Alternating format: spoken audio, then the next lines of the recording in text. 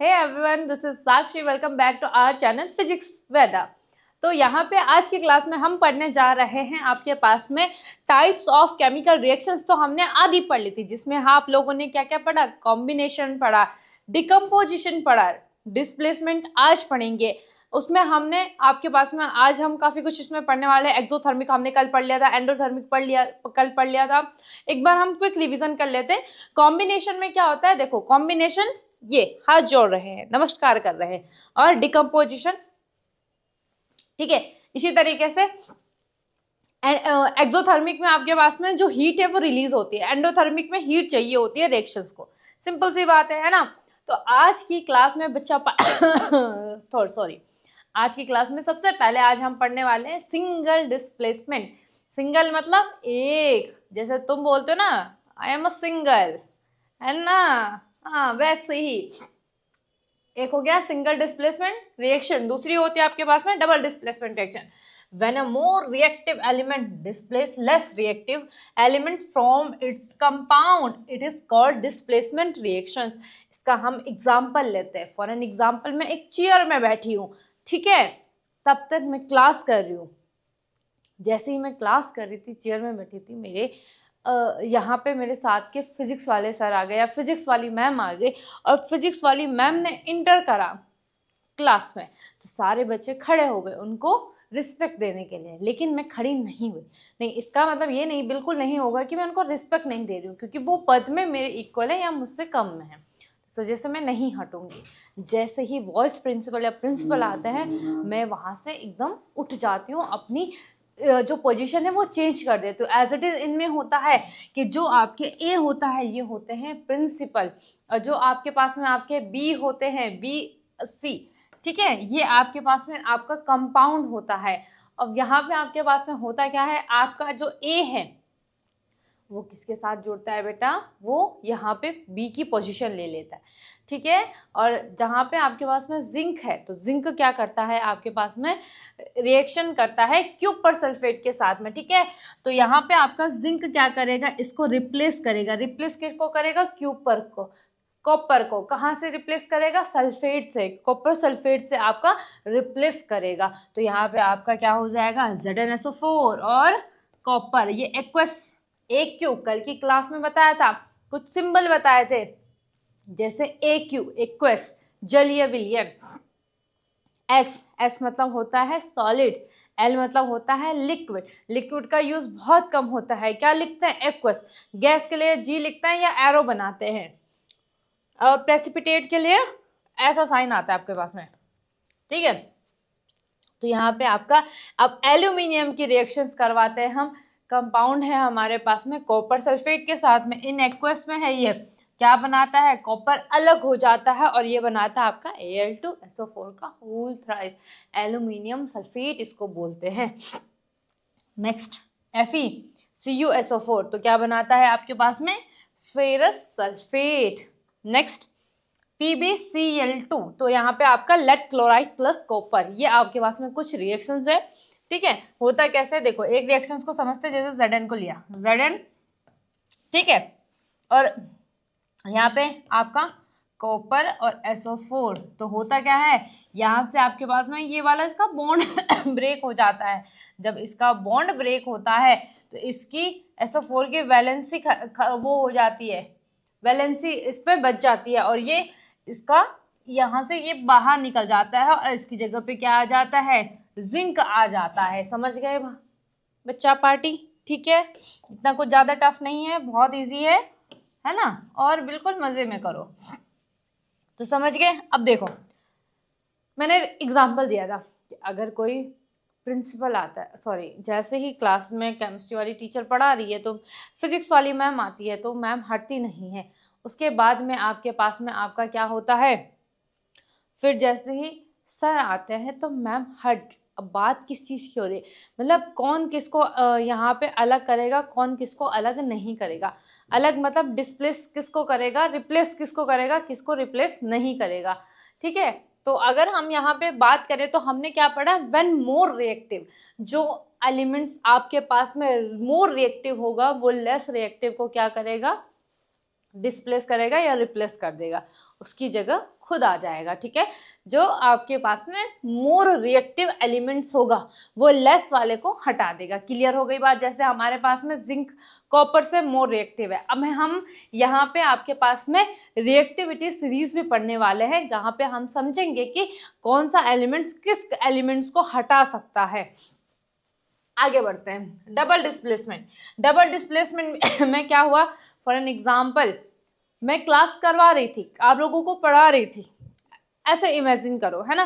तो तभी क्या होता है, कौन आ जाता है, तभी आ जाती है वॉइस प्रिंसिपल। अब वॉइस प्रिंसिपल को तुम लोगों के साथ में डिस्कस करना था, ऐसे समझ लो उनको डिबेट करवानी थी। तो मेरी चेयर तो ठीक थी, लेकिन तब तक क्या होता है, जैसे ही मैम आती है, इंटर करती है, तो बच्चे भी उठते हैं और मैं भी खड़ी हो जाती हूँ उनको रिस्पेक्ट देने के लिए।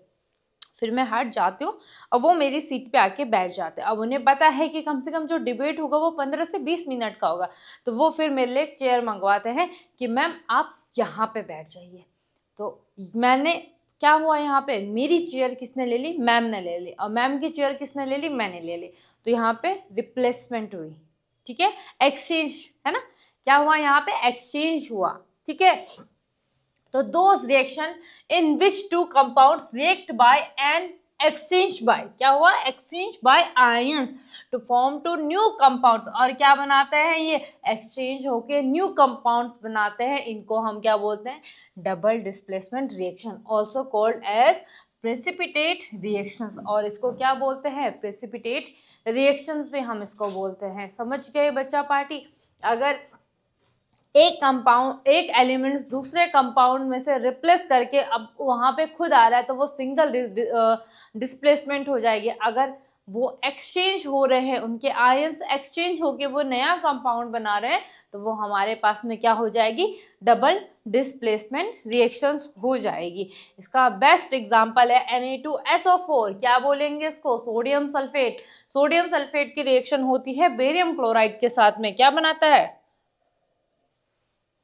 ये बनाता है आपका barium sulphate plus sodium chloride. क्या बनाया, barium sulphate, barium sulphate plus sodium chloride. देखो इसमें नाम नहीं लिखा है, आप लोगों को नाम लिखने हैं। ये क्या है आपके पास में, सोडियम सल्फेट। ठीक है, ये क्या है आपके पास में, बेरिलियम क्लोराइड। क्या बना, बेरियम सल्फेट। क्या बना, सोडियम क्लोराइड। सोडियम क्लोराइड, इतना सिंपल है। ठीक है, क्या हुआ आपके पास में, सोडियम सल्फेट से सोडियम सल्फेट की रिएक्शन हुई बेरियम क्लोराइड के साथ में, और यहाँ पे ये कौन सी रिएक्शन थी, डबल डिस्प्लेसमेंट रिएक्शन थी। तो यहाँ पे देखो सल्फेट के साथ में कौन ऐड हुआ, बेरिलियम। इस तरीके से ये बना आपके पास में ये ठीक है, बेरियम सल्फेट, और यहाँ पे आपका सोडियम क्लोराइड। समझ गए, स्क्रीनशॉट ले लो भाई। आगे बढ़ते हैं, आगे बढ़ते हैं। एग्जाम्पल है यहाँ पे, बहुत सारे एग्जाम्पल है, ये सारे डबल डिस्प्लेसमेंट के एग्जाम्पल है। देखो जैसे आपके पास में यहाँ पे आपका KI हो गया। ठीक है, तो ये पूरी आपके पास में आपकी रिएक्शंस हैं। ठीक है, देखो जैसे यहाँ पे KI है, ठीक है, और यहाँ पे क्या है आपका PbI2, तो ये भी डबल डिस्प्लेसमेंट का एग्जाम्पल है। ये सारे ही आपके डबल डिस्प्लेसमेंट के एग्जाम्पल है। तो नाम बता देती हूँ मैं आपको, देखो नाम सुन लो ध्यान से। ये K मतलब पोटेशियम, पोटेशियम। I मतलब ये क्या है, देखो पोटेशियम आयोडाइड। क्या पढ़ेंगे इसको, जैसे हम क्लोरीन को क्या पढ़ते हैं, क्लोराइड पढ़ते हैं। ठीक है, आपके पास में उसको क्या बोलते हैं, उसको फ्लोरीन को फ्लोराइड पढ़ते हैं, ब्रोमीन को ब्रोमाइड पढ़ते हैं। इसी तरीके से I मतलब आयोडीन को क्या पढ़ेंगे, आयोडाइड पढ़ेंगे। ठीक है, क्लियर हो गई बात। नेक्स्ट आपकी यहाँ पे क्या हो जाएगी, आपका पीबी क्या होता है, लेड होता है। NO3 है, तो यहाँ पे क्या हो जाएगा आपके पास में, देखो NO2 को क्या बोलते हैं, नाइट्रोजन डाइऑक्साइड। ठीक है इसी तरीके से आपके पास में KI, वही पोटेशियम आयोडाइड हो जाएगा, सेम वही चीज आ गई यहाँ पे। अब देखो यहाँ पे क्या है आपके पास में Fe को फेरस, और यहाँ पे FeS है, तो इसको S को क्या पढ़ते हैं हम, सल्फाइड पढ़ते हैं, ठीक है, HCl हाइड्रोक्लोरिक एसिड हो जाएगा। और कुछ है NaOH को क्या बोलते हैं, NaOH को बोलते हैं हम कास्टिक सोडा, क्या बोलते हैं, कास्टिक सोडा, या इसका नाम क्या है, सोडियम हाइड्रोक्साइड। फटाफट से स्क्रीनशॉट ले लो इसका।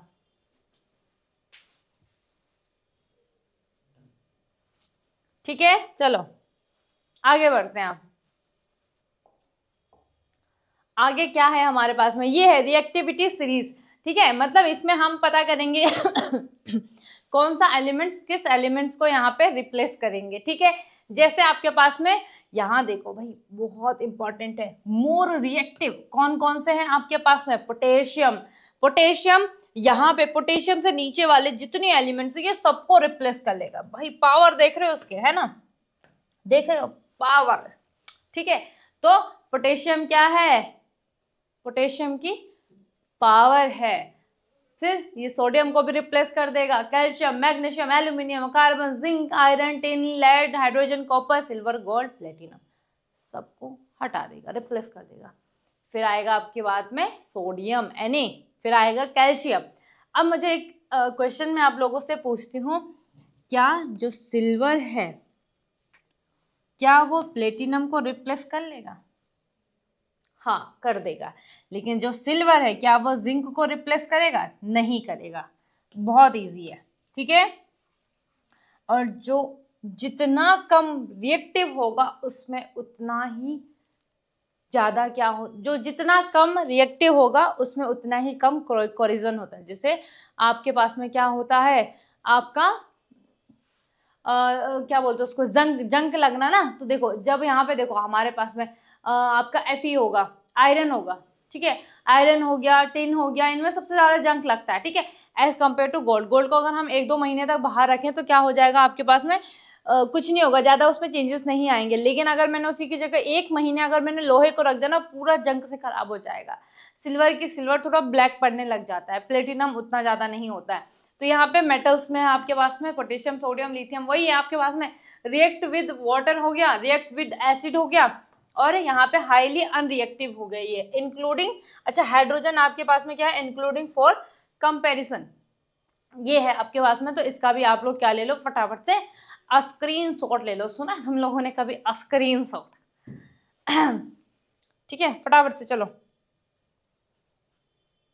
हो गया, आगे बढ़ते हैं हम।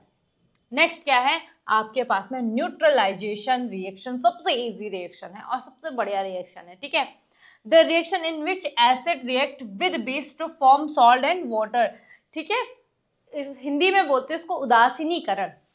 बेसिकली होता क्या है, जब आपकी एसिड प्लस बेस की रिएक्शन करवाते हैं तो हमारे पास में क्या बनता है बच्चा पार्टी, हमारे पास में बनता है सॉल्ट प्लस वाटर। तो इस जो पूरा प्रोसेस है, अभी आपके पास में नेक्स्ट आपका एसिड और बेस का ही है। नेक्स्ट चैप्टर आपके पास में क्या है, आपका एसिड और बेस ही है, ठीक है। थोड़ा सा माइक गिर गया था मेरा, ठीक है, इसको करते हैं। देखो एसिड में ले लिया हमने HCl, हाइड्रोक्लोरिक एसिड, क्या ले लिया HCl। अब इसकी रिएक्शंस करवाई हमने बेस के साथ में, बेस क्या हो गया आपके पास में NaOH, NaOH, NaOH, NaOH है ना, सोडियम हाइड्रोक्साइड हो गया। अब बेटे जब इसकी रिएक्शंस करवाते हैं तो होता क्या है, यहाँ पे बहुत प्यारा सा और बहुत यूजफुल NaCl कंपाउंड बनता है। NaCl यूज करते हैं ना, हर रोज आप यूज करते हो। क्या होता है NaCl, तुमने देखा होगा, एक मीम भी बना था बल्कि जेठालाल पे, तो जेठालाल को भिड़े बोलता था कि तुम क्या लेके आ जाना, सोडियम क्लोराइड लेके आ जाना। तो वो फिर नहीं, बबीता पूछती थी शायद, तो उसको नहीं पता था जेठालाल को कि सोडियम क्लोराइड क्या होता है, क्योंकि उन्होंने नहीं पढ़ी थी। तो कहीं तुम्हारी भी ऐसी बेइज्जती ना हो तो याद कर लेना भाई अच्छे तरीके से इसको, ठीक है। तो ये क्या है आपके पास में, सोडियम क्लोराइड, जो सॉल्ट होता है जिसको हम यूज करते हैं, क्लोराइड, ठीक है। क्या है बेटा, ये है आपका सॉल्ट, ये हो गया आपके पास में आपका वाटर, ठीक है। तो ये क्या हो गया, हाइड्रो क्लोरिक एसिड, ये क्या हो गया आपके पास में, सोडियम हाइड्रो ऑक्साइड, लिखो भाई, ये नाम प्रॉपर लिखना है, ठीक है, प्रॉपर आपने लिखना ही लिखना है। आगे बढ़ते हैं, आगे इसमें हम बढ़ते हैं। नेक्स्ट क्या है आपके पास में, ऑक्सीडेशन रिएक्शन, इंपॉर्टेंट आपके ऑक्सीडेशन रिएक्शन में आपकी क्या होता है, if a substance gain oxygen, ठीक है, देखो ऑक्सीडेशन में क्या हो रहा है आपके पास में, अगर कोई सब्सटेंस क्या कर रहा है, ऑक्सीजन को गेन कर रहा है एंड लूजेस हाइड्रोजन, हाइड्रोजन को लूज कर रहा है, it is said to be oxidation. क्या बोलते हैं इसको, ऑक्सीडेशन बोलते हैं। जहां पे आपके पास में क्या होता है आपका ऑक्सीजन को गेन किया जाता है और हाइड्रोजन को लूज किया जाता है, वहाँ पे आपका ऑक्सीडेशन होता है। जैसे यहाँ पे आपका 2 मॉलिक्यूल्स ऑफ Mg है, मैग्नीशियम है, इसकी रिएक्शंस करवाई हमने O2 के साथ में, और क्या बनाया यहाँ पे आपके पास में आपका मैग्नीशियम ऑक्साइड, ठीक है, Mg ऑक्साइड। नाम लिखना बहुत जरूरी है भाई, नाम लिखते रहना, ठीक है। आगे है हमारे पास में reduction reaction, if a substance gain hydrogen and loses oxygen then it is said to be reduction reaction. देखो जहां पे हमारे पास में क्या हो रहा है आपके पास में कि आपका हाइड्रोजन गेन कर रहा है और ऑक्सीजन आपका लूज कर रहा है, तो इसको हम क्या बोलेंगे आपके पास में, आपका रिडक्शन बोलेंगे। ऑक्सीडेशन में ठीक इसका अपोजिट था, बहुत ईजी है, कुछ ज्यादा टफ नहीं। ऑक्सीडेशन में आपके पास में क्या होता है, गेन करते हैं, और रिडक्शन में आपका लूज करते हैं। और इसका एग्जाम्पल है, देखो यहाँ पे देख सकते हो आपका क्या हुआ है यहाँ पे, ठीक है। आपके पास में क्या था, कॉपर ऑक्साइड था, क्या था बेटा आपके पास में, कॉपर ऑक्साइड था, ठीक है। कॉपर ऑक्साइड की रिएक्शन हुई आपके हाइड्रोजन के साथ में, क्या बना, यहाँ पे कॉपर अलग हुआ और यहाँ पे आपका H2O। देखो यहाँ पे आपके पास में, यहाँ पे आपका क्या हुआ, आपका ऑक्सीजन लूज हुआ और यहाँ पे हाइड्रोजन आपका गेन हुआ, ठीक है। तो ये कौन सी रिएक्शन हो जाएगी आपके पास में, आपकी रिडक्शन हो जाएगी। फटाफट से स्क्रीनशॉट ले लो, आगे बढ़ते हैं। चलो आगे बढ़ते हैं। देखो यहाँ पे क्या है आपके पास में, रेडॉक्स रिएक्शन। ऑक्सीडेशन में आपका ऑक्सीजन गेन होता है और हाइड्रोजन लूज होता है, रिडक्शन में आपका हाइड्रोजन गेन होता है, ऑक्सीजन लूज होता है। रेडॉक्स में क्या होता है बेटा, आपका ऑक्सीडेशन प्लस रिडक्शन होता है, उसमें ही आपका ऑक्सीडेशन भी होता है और आपका एक ही केमिकल एक ही केमिकल रिएक्शन में आपका ऑक्सीडेशन भी होता है, रिडक्शन भी होता है। इसे हम रिडॉक्स रिएक्शन कहते हैं। देखो व्हेन वन gets oxidized और while the other gets reduced during a reaction, मतलब एक रिएक्शंस में अगर एक कंपाउंड आपका ऑक्सीडाइज हो रहा है, दूसरा कंपाउंड आपके पास में रिड्यूस हो रहा है, तो इसे हम क्या बोलेंगे, इसे बोलते हैं हम रेडॉक्स रिएक्शन। जैसे इसमें है रिमूवल ऑफ ऑक्सीजन CuO और यहाँ पे आपके पास में एडिशन ऑफ ऑक्सीजन, तो ऑक्सीडेशन हो गया, और यहाँ पे आपके पास में रिमूवल ऑफ ऑक्सीजन, रिडक्शन आपके पास में यहाँ पे आपका हो गया, ठीक है। जैसे आपका FeSO4 प्लस H2, तो यहाँ पे आपका यहाँ से देखो ऑक्सीजन क्या हुआ, रिड्यूस हुआ, और यहाँ पे आपका हाइड्रोजन क्या हो गया, आपका गेन हो गया। तो ये दोनों में ही आपका ऑक्सीडेशन भी हो रहा है, रिडक्शन भी हो रहा है, ठीक है। तो इसे हम क्या बोलते हैं, रेडॉक्स रिएक्शन कहते हैं। कुछ ज्यादा टफ नहीं है, बहुत ईजी, आराम से समझ जाओगे, ठीक है। आगे अगर हम बढ़े, effect of redox reaction sorry effect of redox reaction in everyday life, मतलब हमारी जो रेडॉक्स रिएक्शन है वो हमारी लाइफ में किस तरीके से इफेक्ट कर रही है। जैसे आपके पास में रेंसिडिटी है, ठीक है, तो when fats and oils are oxidised they becomes rancid आपके पास में, and their smell and taste change. देखो तुमने देखा होगा बहुत बार, जैसे अगर हमने चिप्स वगैरह के पैकेट लिए हैं या कभी हमने उसके लिए होंगे कुरकुरे वगैरह, कुछ ना कुछ पैकेट्स लिए होंगे तुम लोगों ने, तो उसमें तुम लोगों ने एक चीज़ नोटिस करी होगी, अगर तुमने गलती से उसको खुला छोड़ दिया तो वो जो आपके पास में कुरकुरे चिप्स बिस्किट हो गए ना, ये सारे अल जाते हैं, मतलब वो वैसे हो जाते हैं बेकार से खाने के, टेस्ट उनका पूरा टेस्ट खराब हो जाता है, मज़ा नहीं आता है खाने में, गंदा सा हो जाता है वो, है ना। तो यही आपके पास में है। प्रिवेंशन क्या है, air tight containers, refrigeration addition and antioxidant हो गया आपके पास में। एग्जांपल जैसे बटर हो गया, आपका चीज़ हो गया। वैसे तो ये सारी चीज़ें नहीं खानी चाहिए, हेल्थ के लिए अच्छी नहीं होती है। यहाँ पे मैं इसलिए हंस रही हूँ क्योंकि मैं खाती हूँ और मैं आप लोगों को एडवाइस कर रही हूँ कि नहीं खानी चाहिए। देखो एक होता है ना, अगर हम कुछ गलत काम करते हैं हम दूसरों को एडवाइस देते हैं कि वो नहीं करना चाहिए, ठीक है। तो मैं खाती हूँ, जैसे चीज़ वगैरह ऐसे नहीं खाती, जैसे पिज्ज़ा वगैरह में, ये सब चीज़ें में कभी कभार ऐसे 1-2 महीने में 1-2 बार यूज़ कर लो तो कोई दिक्कत नहीं है, ठीक है। तो ये चीज़ें हैं। चलो ठीक है, तो आप लोग भी इस चीज़ का ध्यान रखना, ठीक है। नेक्स्ट आपके पास में क्या है, the process of slow oxidation of oil and fat present in the food materials resulting in the change of the smell and taste in them and call. आपके पास में देखो मैंने वही बताया ना आपको कि क्या हो जाता है इसमें आपका, देखो जब आपके पास में उसमें से आपका ऑक्सीडेशन होता है, वो रिएक्शन होती है, तो पूरा जो कलर है, कलर बोल रही हूँ मैं सॉरी, टेस्ट है और जो उसकी स्मेल है वो पूरी चेंज हो जाती है। ये तो आपके पास में एवरीडे लाइफ में सारी चीजें तुम लोग यूज करते हो, होता रहता है कुछ ना कुछ, है ना। Next, rancidity of food can be prevented by keeping food materials in air tight container. मतलब हमें एयर टाइट कंटेनर में, देखो होगा तुमने, बाउल आते हैं, वो आते हैं ना, तो तुमने अगर कभी बिस्किट वगैरह ले आए, मान लो तुम बेकरी से बिस्किट ले आए एक बड़ा सा पैकेट, और अब तुमने उसको खोल दिया, है ना, क्योंकि हम एक साथ तो इतना सारा खा नहीं सकते, तो हम क्या लाते हैं, एयर टाइट कंटेनर लाते हैं या बाउल लाते हैं, जिससे कि वो बिल्कुल भी ये एयर के उसमें ना आए, प्रेजेंस में ना आए और खराब ना हो जाए। नेक्स्ट आपके पास में जब भी हम कोई कुक है, मतलब सॉरी, जब भी कोई खाना होता है हम फ्रिज में रखते हैं उसको, ताकि वो खराब ना हो, ये चीजें भी हम उसमें कर सकते हैं प्रिवेंटेड के लिए। Packing of food good item packing of food items like potato chips in PACS containing nitrogen gas instead of air. अच्छा, इसमें हमारे पास में जो चिप्स वगैरह के पैकेट होते हैं ना, इनमें भरी होती है नाइट्रोजन गैस, ताकि नाइट्रोजन जो गैस होती है उनको बचाती है, ठीक है। नेक्स्ट हमारे पास में क्या क्या है, it prevents oil and fat from reacting with air, avoid keeping the cooked food and food materials in direct contact with air. जो डायरेक्ट कांटेक्ट होते हैं एयर के, हमें उनको खाने से बचना चाहिए। या तुम लोगों ने बहुत बार सुना होगा, जैसे जो ठेली वगैरह लगाते हैं, तो इनका वो भी नहीं खाना चाहिए, क्योंकि देखो वहाँ पे अगर इन्होंने उसको अच्छे से नहीं रखा है, या फिर कुछ ना कुछ उसमें दिक्कत आती रहती है, फूड पॉइजनिंग हो जाती है, बहुत सारी हमें दिक्कतें हो जाती हैं, तो हमें बिल्कुल नहीं खाना चाहिए, ठीक है। तो इस चीज़ पे आपने फोकस करना चाहिए, क्योंकि अगर वो चीज़ अगर आपको दिख रहा है कि हाँ इन्होंने बहुत अच्छे से पैकेजिंग करी है, बहुत अच्छे से रखा है, तो तुम खा सकते हो, ठीक है। लेकिन अगर तुम्हें दिख रहा है कि ये सीधे डायरेक्ट इसमें हवा जा रही है, खराब हो रहा है, तो तुम अवॉइड करो वो सारी चीज़ों को, ठीक है।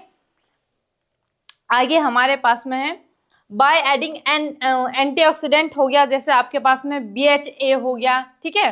तो ये सारा यहाँ पे आपके पास में प्रिवेंशन भी है इसका, ठीक है। नेक्स्ट है आपके पास में प्रेसिपिटेशन रिएक्शन सॉरी, ये आपके पास में क्या हो गया। अच्छा, ये आपके पास में वही अभी जब बताई थी डबल डिस्प्लेसमेंट को भी हम बोलते हैं। अच्छा, इसमें क्या है आपके पास में, chemical reactant which involve formation of water in soluble precipitation is called precipitation reactions, ठीक है। डबल डिस्प्लेसमेंट को भी हम बोल सकते हैं, जैसे इसमें सोडियम सल्फेट हो गया, वही सेम एग्जांपल। अच्छा, ये बेरियम है, बेरियम क्लोराइड, ठीक है। मैंने यहाँ पे गलती से बेरिलियम लिख दिया था, इसको थोड़ा सही कर देना है, एक रिएक्शन में लिखा था मैंने बेरिलियम लिख दिया था मैंने। हाँ, ये वाली है ना, इसको, ये बेरियम है बेटा, आपके पास में क्या है, ये बेरियम। चलो आगे, बेरिलियम का BE होता है। नेक्स्ट है आपके पास में कोरिजन। हे राम, एक तो चीजें मुझसे इतनी गिरती फिरती रहती हैं। अब बात करें कोरिजन की, तो वही है आपके पास में, जैसे मैंने बताया, आपने मान लो गलती से आपने क्या कर दिया, खेतों में गए और जो फावड़ा होता है, दनाती होती है, या कुछ लोहे का सामान था, वो आपने ऐसे ही छोड़ दिया उसको, है ना। और जब आपको आपके घर वालों ने पूछा कि कहाँ है आपका सामान, तो आपने बोला "हाँ, मैं तो भूल गया"। अब उसके बाद आप वो चीज़ें खो जाती, क्योंकि इतने बड़े खेत होते हैं, हम भूल जाते हैं। उसके बाद जब खेती करते हैं हम, तो हमें मिलता है, तो उस पर बिल्कुल जो लोहे का सामान था हमारा, उस पर जंग लग जाती है। जंग लग जाती है तो उसमें लाल भूरे कलर की पपड़ीदार एक लेयर चढ़ जाती है उसमें, ठीक है, जो क्या कर देता है, पूरा जो एलिमेंट्स है, जो आयरन है, जो लोहा है, उसको वो डिस्ट्रॉय कर देता है धीरे धीरे धीरे। तो यही आपके पास में जो पूरा प्रोसेस होता है, यही कोरिजन होता है, ठीक है। The phenomena in which metal are slowly eaten away by the reaction of air. अच्छा, ये किसके उसमें होती है? जहां पे आपका एयर हो, वाटर हो, ठीक है। Chemical present in the atmospheric is called corrosion. Black coating of silver, देखो सबसे ज्यादा किसमें होती है आपके पास में? सिल्वर में क्या हो जाती है? ब्लैक कोटिंग सी लगने लग जाती है, ठीक है। और green coating of on copper, copper में कैसे लगता है? देखो जैसे लोहे में लाल भूरे रंग के कलर का पपड़ीदार लेयर बनती है, एज इट इज आपका जो सिल्वर होता है वो ब्लैक पड़ने लग जाता है, काला पड़ने लग जाता है। और जो कॉपर है वो कैसे पड़ने लग जाता है? ग्रीन पड़ने लग जाता है। Rusting of iron is due to corrosion, ठीक है। रस्टिंग ऑफ आयरन भी आपके पास में क्या है? ड्यू टू कोरोजन है। It can be prevented by applying paint, ठीक है। आप लोगों ने देखा होगा अक्सर जो लोहे का सामान होता है उसमें क्या किया जाता है? पेंट किया जाता है। आयरन आर्टिकल्स, रस्टिंग हो गया आपके पास में, can be prevented. Paint does not allow to oxygen and moisturiser to come in contact with the surface of iron. देखो जो पेंट होता है वो उसको बिल्कुल भी अलाउ नहीं, जैसे देखो तुमने देखा होगा अब सर्दी आई तो हमने बहुत सारे कपड़े पहने हैं ताकि हमें ठंड ना लगे, है ना, जो हवा है वो हमारे बॉडी तक ना पहुंचे। तो एज इट इज हम क्या करते हैं, जो लोहा होता है या जो आपके पास में आयरन होता है, इसको क्या कर देते हैं? पेंट कर देते हैं ताकि वो इसके कांटेक्ट में ना आए। समझ गए? आगे बढ़ते हैं हम। अब सॉरी तो भाई आगे है हमारी, हाँ मुझे पता है तुम लोग नोटिस कर रहे हो कि मैंने चेंज कर दिया। भाई इतनी ज़्यादा ठंड हो रही है ना, मैं क्या बताऊँ, इसलिए मैंने कहा फटाफट से चेंज कर लेते हैं ना। तो यहाँ पे हमारे पास में एक्टिविटी 1.1। अब यहाँ पे देखो क्वेश्चंस आपके पास में बहुत बार पूछता है। देखो उत्तराखंड बोर्ड हो गया या CBSE बोर्ड हो गया, तो 2 नंबर में क्वेश्चन आता ही आता है कि जो मैग्नीशियम रिबन होता है इसको बर्न करने से पहले हम क्लीन क्यों करते हैं, ठीक है। तो यही है क्वेश्चन आपके पास में कि when magnesium ribbon is burning what do you observe, तब आप क्या ऑब्जर्व करते हो जब हम मैग्नीशियम रिबन को बर्न करते हैं, ठीक है। तो ये आपके पास में एक्सपेरिमेंट एक्टिविटी है जो आपके NCERT में है। बच्चा पार्टी यहाँ पे जो भी आपके पास में एक्टिविटीज है सारी आपकी NCERT में प्रेजेंस है, ठीक है। अब देखो यहाँ पे है आपके पास में magnesium ribbon Burns with a dazzling flame and white powder is collected the watch glass placed under the white powder is magnesium oxide formed by the reactions of magnesium and oxygen present in the air। क्या बोल रहा है यहाँ पे? देखो होता है क्या है, जो मैग्नीशियम रिबन होती है, ठीक है, बेसिकली वो आपके पास में जो आपकी मैग्नीशियम रिबन होती है Mg, तो होता क्या है जब ये वायु के प्रेजेंस में आती है, ठीक है, वायु की उपस्थिति में आती है, तो बेटा वायु में होता है ऑक्सीजन और कार्बन डाइऑक्साइड, नाइट्रोजन, सारी गैस होती है, आप लोगों को पता है ना। नाइट्रोजन 78% होती है, ऑक्सीजन आपको 0.03, एक सेकेंड सॉरी, ऑक्सीजन आपका 21% हो गई, ठीक है। तो आपके पास में आपका मैग्नीशियम हो गया, ऑक्सीजन हो गया, कार्बन डाइऑक्साइड 0.03% होती है। इसी तरीके से बहुत सारी गैसेस होती है। और जब आपके पास में ये रिबन होती है जो, ठीक है, ये आपके पास में जो ये रिबन होती है, ये जैसे ही इसके प्रेजेंस में आती है, एयर के प्रेजेंस में आती है, तो होता क्या है बच्चा पार्टी, यहाँ पे एक इसमें इम्प्योरिटीज आ जाती है। क्या आ जाती है? इसमें इम्प्योरिटीज आ जाती है, ठीक है। जब इसमें इम्प्योरिटीज सॉरी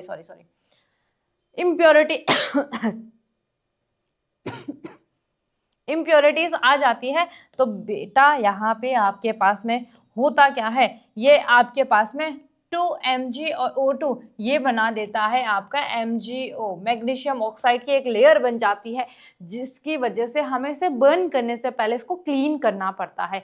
समझ गए? ठीक है। जो आपके पास में आपकी मैग्नीशियम, अच्छा 2 नंबर का क्वेश्चन है ये आपके पास में, ठीक है, कि why should a magnesium ribbon be cleaned before burning in air, कि हम जब मैग्नीशियम रिबन को बर्न करते हैं उससे पहले उसको क्लीन क्यों करते हैं, क्या रीजन है? तो क्या है आपके पास में क्योंकि जो मैग्नीशियम रिबन होती है वो क्या होती है, वायु की प्रेजेंस में आपके पास में किससे रिएक्ट करती है, ऑक्सीजन से रिएक्ट करती है। तो होता क्या है आपके पास में, ये एक आपके पास में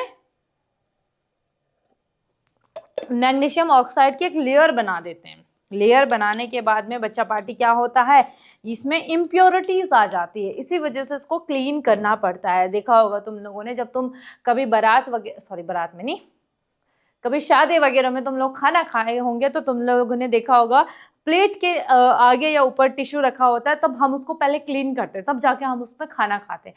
क्यों क्लीन करते हैं? क्योंकि उसमें इम्प्योरिटीज ना हो, उसको क्लीन किया जाता है कि गंदगी ना हो, हम आराम से साफ सफाई बिल्कुल हाइजीन से हम खाना खा सकें। ठीक है, नेक्स्ट आपके पास में magnesium ribbon comes in a contact with carbon dioxide और ऑक्सीजन। क्या आता है? जो मैग्नीशियम रिबन होती है वो कम्स इन अ कॉन्टेक्ट, आपके पास में कॉन्टेक्ट में आती है किसके? ऑक्सीजन और कार्बन डाइऑक्साइड के।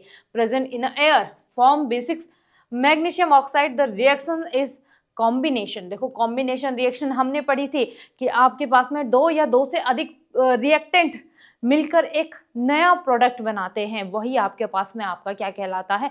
Combination reactions. के आपके पास में 2 या 2 से ज़्यादा आपके पास में रिएक्टेंट हो और वो एक प्रोडक्ट बना रहे हो। As a new product is form, और एज अ न्यू प्रोडक्ट यहाँ पे फॉर्म होता है। The layer of oxide form does not allow. देखो जो लेयर होती है ऑक्साइड की, वो इसको अलाउ नहीं करती है कि ये जल्दी से बर्न हो जाए। ठीक है, the layer of oxide form does not allow to magnesium to burn easily, hence the magnesium ribbon be cleaned before burning in air। इसी वजह से हमें इसको बर्न करने से पहले क्या करना पड़ता है? क्लीन करना पड़ता है, ताकि इसमें जो भी इम्प्योरिटीज हो या जो लेयर हो वो क्लीन हो जाए और ये जल्दी से बर्न हो जाए। ये आपके पास में रिएक्शन है आपकी। ठीक है, एक आपका मैग्नीशियम ऑक्साइड का हो गया, एक ये आपके पास में अगर कार्बन डाइऑक्साइड की प्रेजेंस में आएगी या आपका मैग्नीशियम की आएगी। Next activity 1.2, what do you observe when potassium iodide solution. देखो पोटेशियम के iodide I solution is added to lead nitrate. Lead nitrate क्या होगा? लेड मतलब Pb, नाइट्रेट होगा तो NO3, और इसमें इसकी वैलेंसी आएगी यहाँ पे आपके पास में कितना? Pb होता है आपका 2, है ना? अच्छा दे रखा है यहाँ पे, दे रखा है। ठीक है, तो lead nitrate solution in a test tube. क्या बोला इसने कि तुम क्या ऑब्जर्व सॉरी तुम क्या ऑब्जर्व करते हो when a potassium iodide solution is added to lead nitrate. जब हम पोटेशियम आयोडाइड के जो सॉल्यूशन है उसमें हम लेड नाइट्रेट मिलाते हैं टेस्ट ट्यूब में, तो हम ऑब्जर्व क्या करते हैं? क्या एक्सपेरिमेंट होता है? तो white lead nitrate react with the white potassium iodide to form yellow. अब देखो इसने क्या बोला यहाँ पे, किस तरीके से बनता है आपके पास में, कौन से कलर में होता है? व्हाइट कलर का होता है, और form yellow lead iodide which is insoluble in water. ये इनसॉल्युबल होता है वाटर में, ये घुलता नहीं है। ये आपके पास में PbNO3 लेड नाइट्रेट एक्वस, क्या है ये? एक्वस सोल्यूशन, प्लस आपके पास में 2 पोटेशियम आयोडाइड। बच्चा पार्टी देखो जैसे यहाँ पे रिएक्शंस लिखी है ना, तो आपने बड़े सुंदर सुंदर और प्यारी प्यारी राइटिंग में क्या करना है? इनके नाम भी लिखने हैं। इसका नाम क्या है आपके पास में? Lead nitrate. ठीक है, क्या हो जाएगा यहाँ पे आपके पास में? आपका लेड नाइट्रेट। ये क्या है? पोटेशियम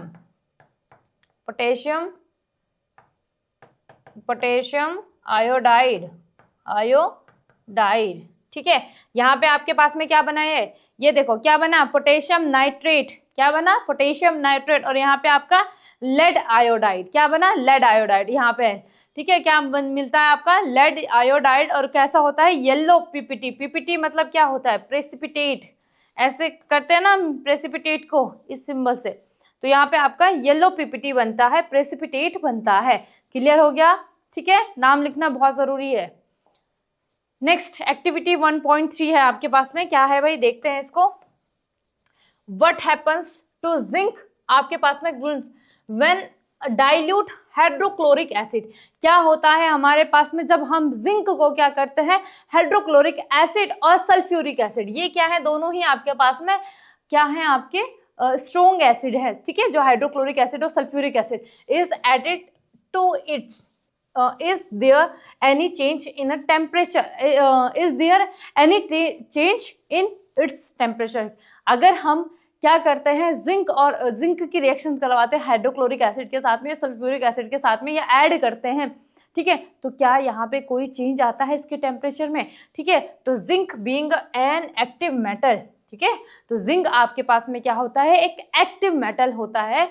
रेडली रिएक्ट्स विद आपके पास में डाइल्यूट हाइड्रोक्लोरिक एसिड, ठीक है, at room temperature. Room temperature कितना होता है बच्चा पार्टी, जल्दी बता दो मुझे, रूम टेम्परेचर कितना होता है, to form soluble zinc chloride. अच्छा, इससे मुझे ध्यान आया, अभी मैं कुछ टाइम पहले की बात है, शायद 1-2 हफ्ते पहले की बात है, एक बच्चे की नोटबुक में उसने लिखा था कि जो हमारा बॉडी टेम्परेचर होता है वो 40 डिग्री सेल्सियस लिखा था उसने, 40 डिग्री सेल्सियस।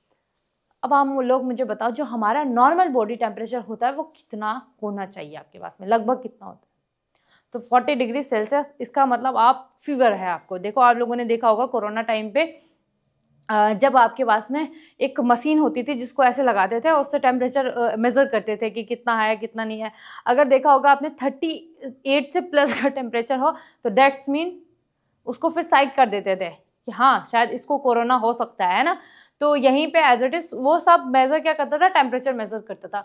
तो हमारा जो नॉर्मल बॉडी टेम्परेचर होता है वो होता है आपके पास में 36.1 से लेके 37.2 तक। कितना होता है? ये नॉर्मल टेम्परेचर है, 36 और 37 कर दो आप, है ना, ये नॉर्मल टेम्परेचर है हमारे बॉडी का, ठीक है, याद रखना भाई।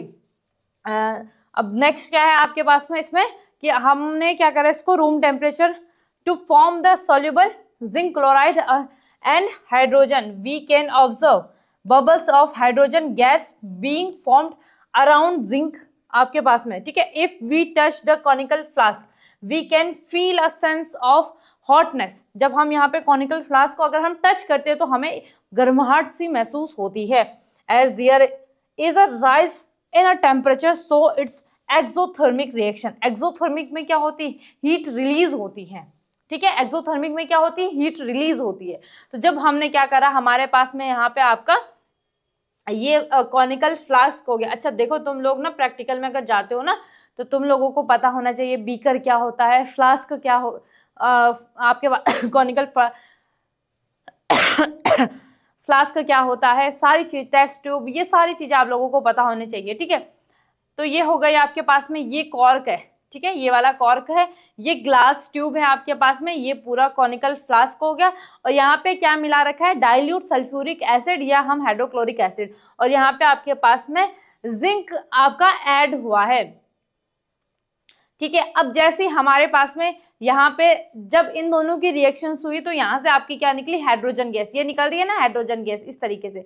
कौन सी गैस निकल रही है? Hydrogen gas. जब हाइड्रोजन गैस निकलती है बुलबुले बनते हैं, इसके बुलबुलों की तरह ये निकलती है। जब यहाँ पे बुलबुले बनते हैं तो यहाँ पे एक गर्मड़ा बोल रही मैं, गर्म हॉटनेस हमें फील होता है, ठीक है। हमें यहाँ पे बिल्कुल गरम गरम सा फील होता है, गर्मनाहट फील होता है हमें यहाँ पे, ठीक है। तो ये आपके पास में ये एक्टिविटी आप अपने उसमें कर सकते हो, ठीक है। तो अब आपको क्लियर हो गया कि जब हम जिंक को क्या करते हैं, हाइड्रोक्लोरिक एसिड या सल्फ्यूरिक एसिड के साथ में, सल्फ्यूरिक एसिड के साथ में ऐड करते हैं तो टेम्परेचर में चेंज आता है, ठीक है। तो यहाँ पे आपका हॉटनेस आपके वहां पे फील होता है हमें, ठीक है। और ये आपके पास में ये रिएक्शंस कौन से? आपके एक्सोथर्मिक। एक्सोथर्मिक में आपका हीट रिलीज होता है, ठीक है। आपके पास में ये भी वही है कि हम जब हमने जिंक को ऐड करा डाइल्यूट सल्फ्यूरिक एसिड में तो ये आपके पास में आकर चेंज इन स्टेट, आपके पास में इसमें चेंज आया, they are converted to zinc sulphate. ये किसमें चेंज हुआ? आपके पास में जिंक सल्फेट में। और हाइड्रोजन गैस क्या हुई? यहाँ पे इवॉल्व रिलीज हुई, ठीक है। तो यहाँ पे जिंक, ठीक है, H2SO4, ये क्या, यहाँ से इसने इसको रिप्लेस कर दिया, ठीक है। तो जिंक सल्फेट और यहाँ पे क्या आ गया? आपका हाइड्रोजन गैस आ गई। दिस रिएक्शन इज एक्सोथर्मिक, ठीक है। It involves release of heat and so the flask become a hot and temperature of the system is increase। क्या हुआ? टेम्परेचर यहाँ पे बढ़ा। तो क्वेश्चन आता है हमारे पास में कि अगर हमने जिंक की रिएक्शन करवाए सल्फ्यूरिक एसिड के साथ में तो क्या होगा? तो इस टाइप से ये क्वेश्चन आप, ये रिएक्शन आप लिख सकते हो यहाँ पे, ठीक है। इनके नाम लिख लेना। यहाँ पे जिंक हो गया आपके पास में, सल्फ्यूरिक एसिड, जिंक सल्फेट और हाइड्रोजन गैस, ठीक है।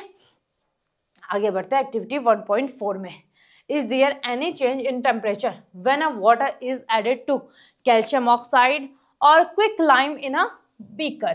ठीक है, क्या बोला है? अगर इसमें आपके पास में is there any change in a temperature, क्या टेम्परेचर में कोई चेंज होगा जब हम वाटर ऐड करेंगे कैल्शियम ऑक्साइड के साथ में, ठीक है। तो होता क्या है, ये मैंने पहले भी बता रखा है आपको, ठीक है। तो कैल्शियम ऑक्साइड रिएक्ट विद आपके पास में water to produce slaked lime calcium hydroxide releasing a large amount of heat. ये मैंने आपको बताया था कि देखा होगा आप लोगों ने, पहले के टाइम पे डायरेक्ट पेंट नहीं आता था या फिर चूना का उपयोग किया जाता था, पहले चूना करते थे फिर उसके बाद में कलर मिलाते थे उसमें। तो उसमें क्या किया जाता था कि जो आपके पास में आपका कैल्शियम ऑक्साइड होता है प्लस आपका H2O ऐड होता था उसमें से बुलबुले उठने लग जाते थे, ठीक है। तो वहां पे बहुत लार्ज अमाउंट में क्या होती है, हीट रिलीज होती है। In this reaction calcium oxide and water combine to form a single product, ठीक है। जो कैल्शियम ऑक्साइड है वो सॉलिड फॉर्म में होता है, H2O लिक्विड फॉर्म में होता है। तो ये दोनों ही क्या होती है, आपकी कॉम्बिनेशन रिएक्शन होती है, दोनों मिलकर एक प्रोडक्ट बनाते हैं। और वो प्रोडक्ट आपका क्या है, स्लैक्ट लाइम उसको बोलते हैं, या IUPAC में इसको बोलेंगे हम calcium hydroxide. Such a reactions in which, क्या बोल रहे हैं यहाँ पे, such a reaction in which single product is form from 2 और more reactant is known as a combination reaction. वही आपके पास में हमने इसको पहले भी पढ़ा है तो याद रख लेना, कैल्शियम ऑक्साइड प्लस H2O ये आपकी कॉम्बिनेशन रिएक्शन है, ठीक है। तो इसका आप फटाफट से स्क्रीनशॉट ले लो।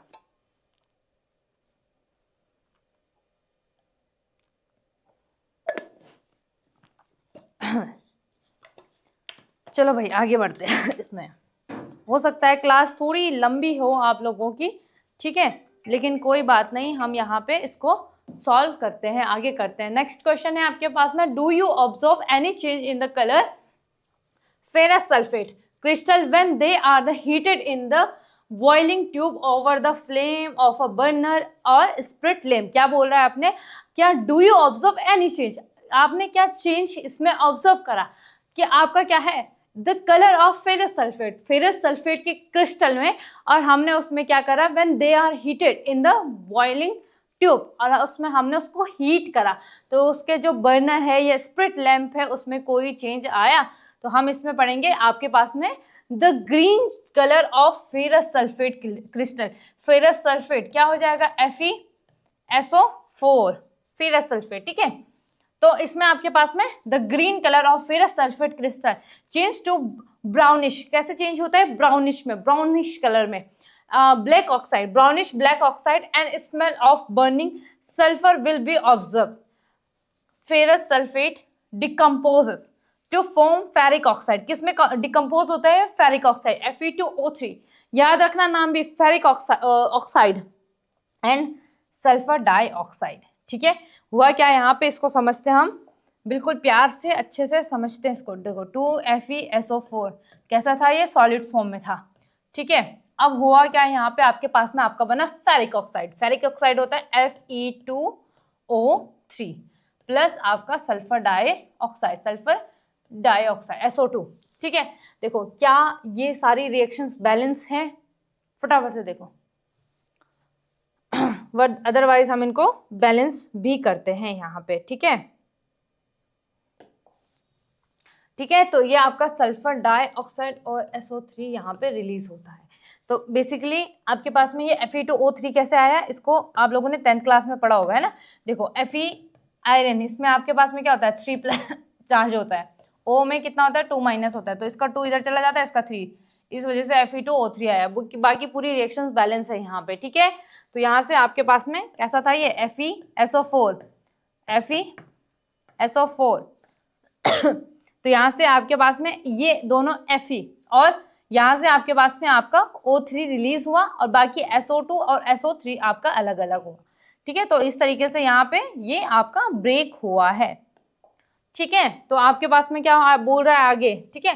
तो आपका सल्फर डाइऑक्साइड और sulphur trioxide, so the gas emitted smell like a burning sulphur. तो इसमें जब गैस इमिटेड होती है वो किस तरीके से यहाँ पे हमें स्मेल आती है कि जैसे हमारा क्या हो रहा है, smell like a burning sulphur. Is this reactant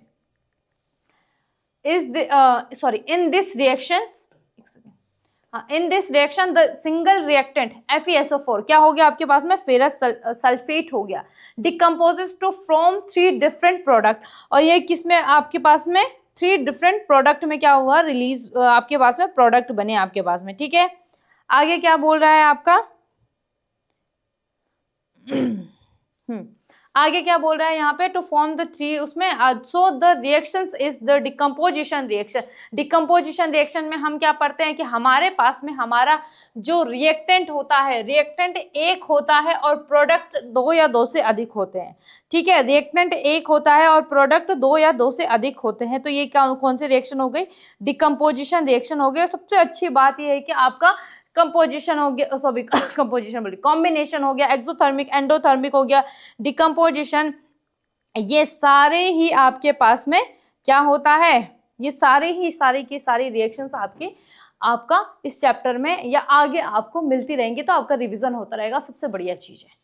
चलो भाई आगे बढ़ते हैं हम एक्टिविटी 1.4 में, सॉरी 1.6 में, है ना।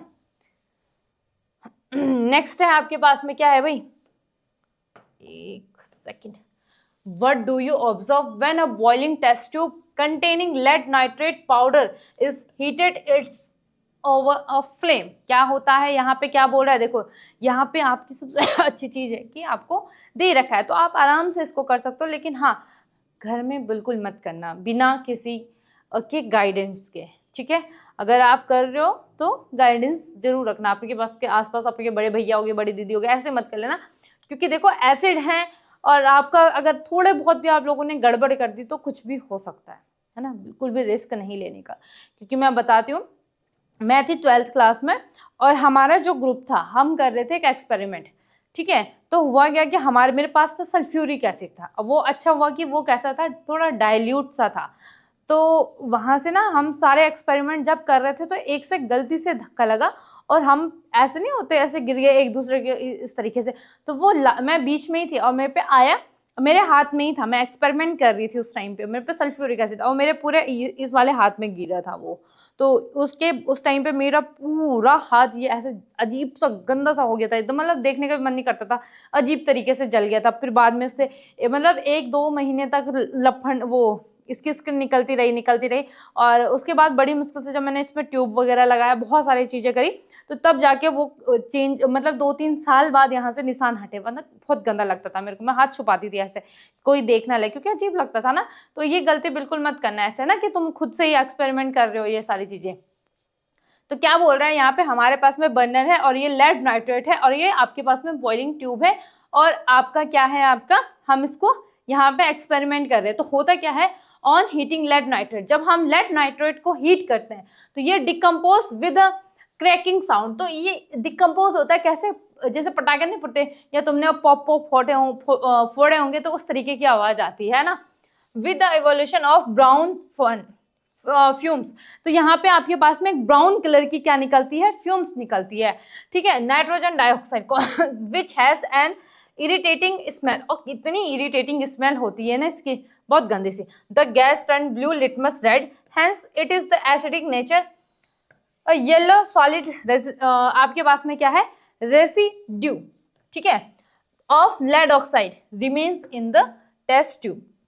बेसिकली बोल क्या रहा है यहाँ पे आपके पास में कि जब हम इसको हीट करते हैं तो वो डिकम्पोज होता है क्रैकिंग साउंड में और एक फ्यूम निकलती है ब्राउन कलर की, जो क्या होती है, नाइट्रोजन डाइऑक्साइड होती है। ठीक है, और ये इसकी इरिटेटिंग स्मेल होती है। फिर आपके पास में ये क्या करता है, नीले लिटमस को लाल करता है, ब्लू लिटमस को ब्लू लिटमस को रेड लिटमस में कन्वर्ट करता है। दैट्स मीन कि ये कैसा होगा, एसिड होगा, एसिडिक नेचर का होगा ये। ठीक है, क्योंकि एसिड ही हमारे पास में, एसिडिक नेचर ही हमारा क्या करता है, ब्लू लिटमस को रेड लिटमस में कन्वर्ट करता है। ये आप नेक्स्ट चैप्टर में पढ़ोगे। येलो सॉलिड आपके पास में जो येलो सॉलिड रेसिड्यू बचता है, ठीक है, वो क्या है, आपका लेड ऑक्साइड।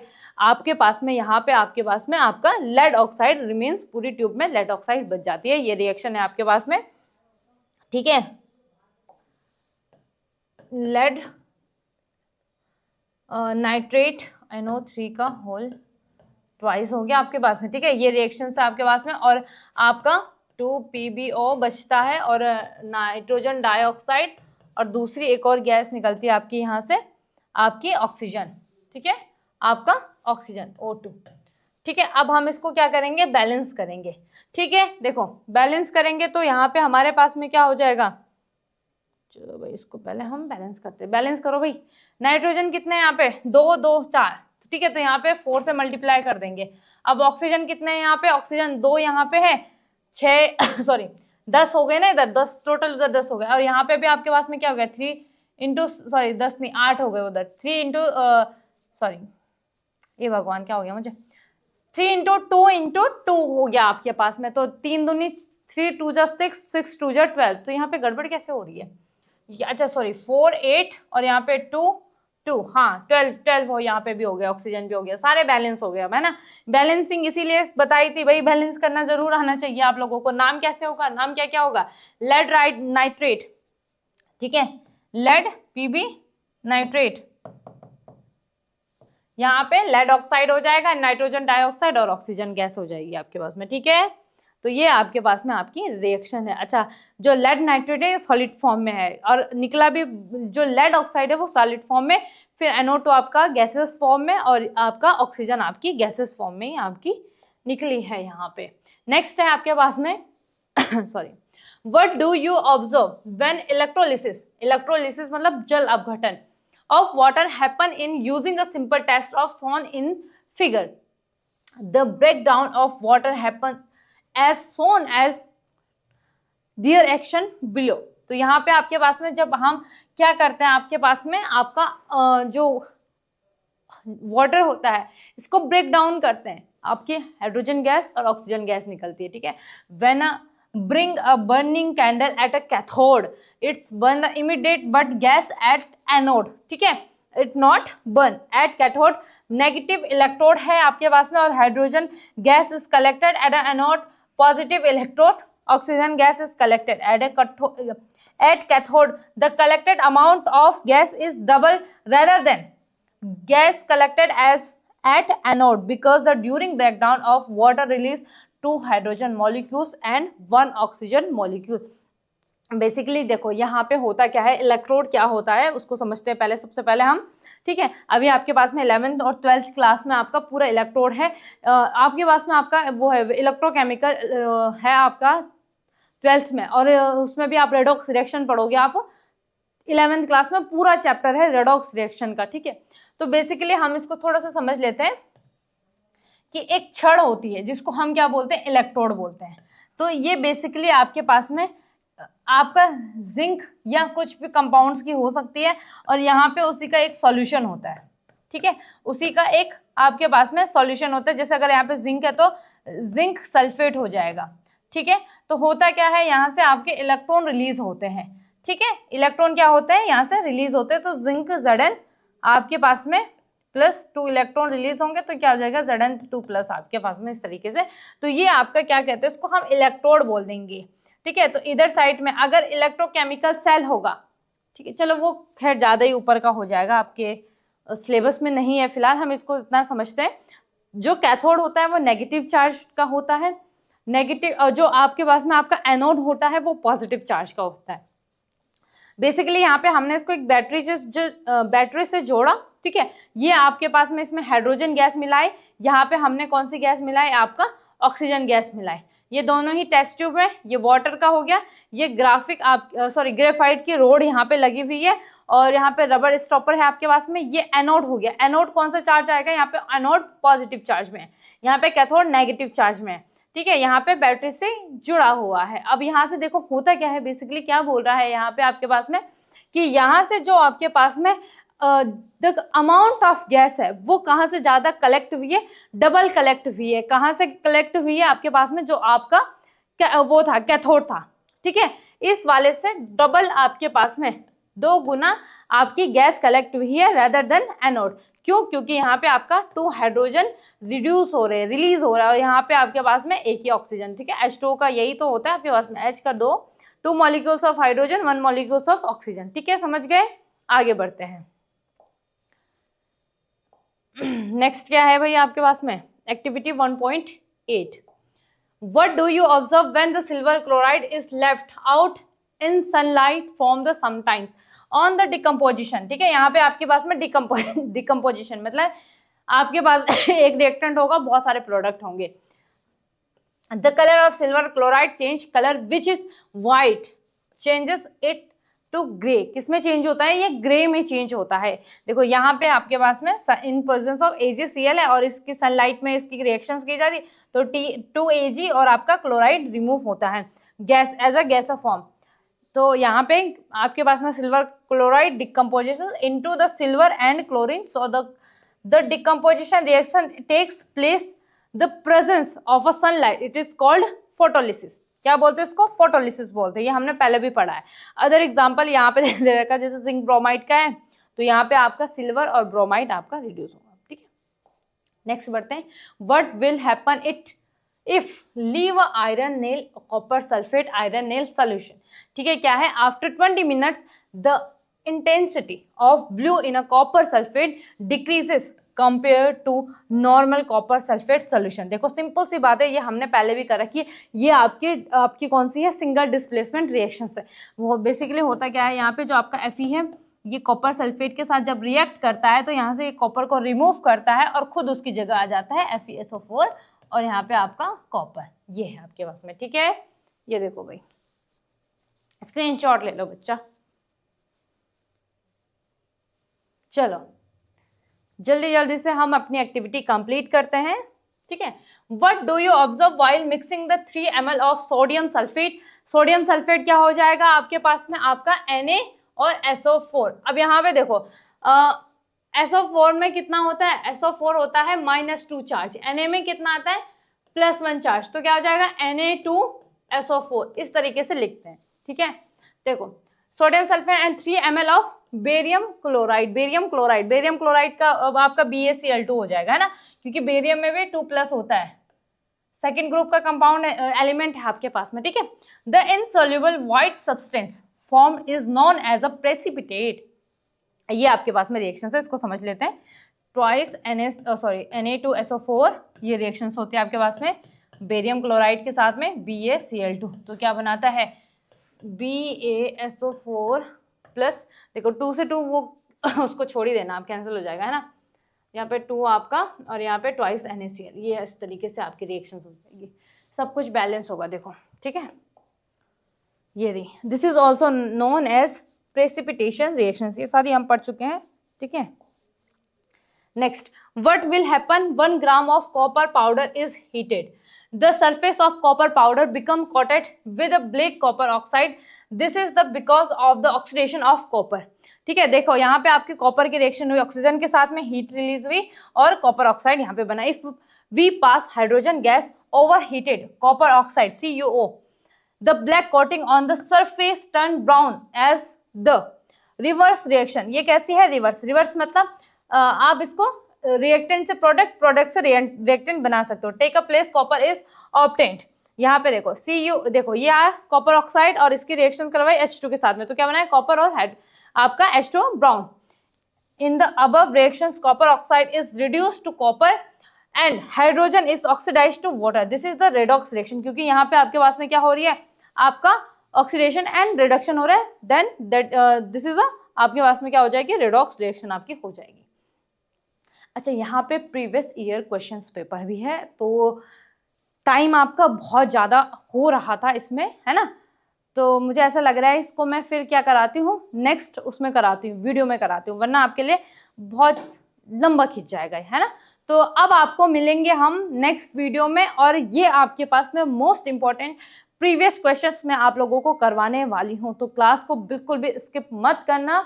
और अगर आपको वीडियो अच्छी लगे तो लाइक शेयर सब्सक्राइब जरूर करना। धन्यवाद।